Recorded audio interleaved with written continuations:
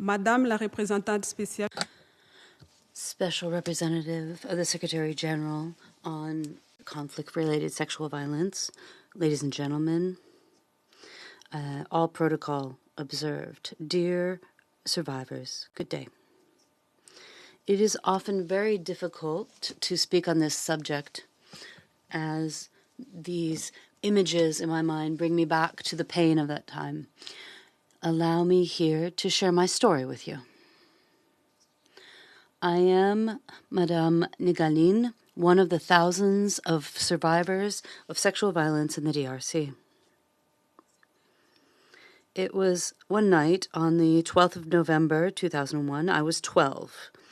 After a family meal, my parents, sisters, and brothers sent us to bed. But several hours later, we heard shots mingled with cries and tears. We were terribly frightened. There was FDLR armed men who were pillaging, massacring, and raping in my village in the Walungu territory in South Kivu. These people massacred my mother, my big sister, before my eyes. 2 years later,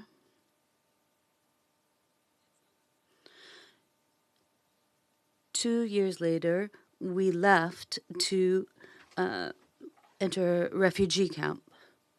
And there, my father was died after a cardiac attack. In the same day, we heard cries, "Monkie, monkie," which means "wake up, wake up." Once again, it was FDLR militants from a neighboring province that had invaded all the neighborhoods and had spread horror and desolation, killing some and cutting the throats of others like animals with machetes. There was a systematic rape of women and girls, and houses were pillaged. We were taken and brought to the national park along with others of my neighborhood. During the day, they ordered us to carry the goods that they had pillaged from my village. In the forest, I became a sexual slave for one of the chiefs, and this lasted more than 2 years. And then they let us go without killing any of us. But we were all mentally deceased. Today, I am the single mother of 8 children, including children born of rape, abandoned by their fathers. Less than 4 years ago, through the care of Dr.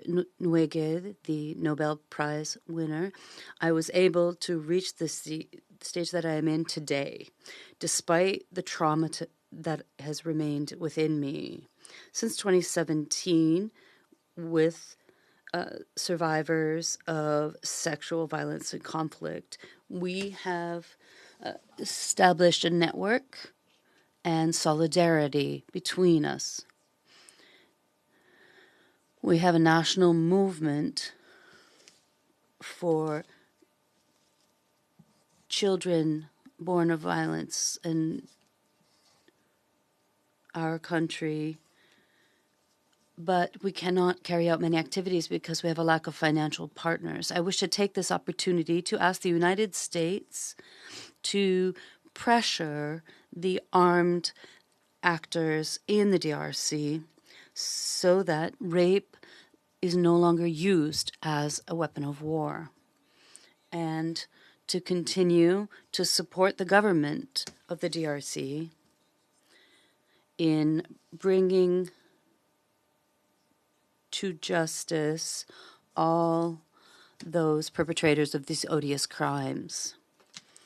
Help the government to put into place transitional justice measures, because lasting peace must be reached in the DRC. There must be a program for the reinsertion of children born of rape, and there must be a holistic care program for them. And finally, we must ensure that the national reparation funds take into account the urgency of caring for children born of rape. Many live in the street, abandoned by their mothers and their families in general. This must be a priority amongst the reparations for sexual violence. I have told you my story, and I thank you.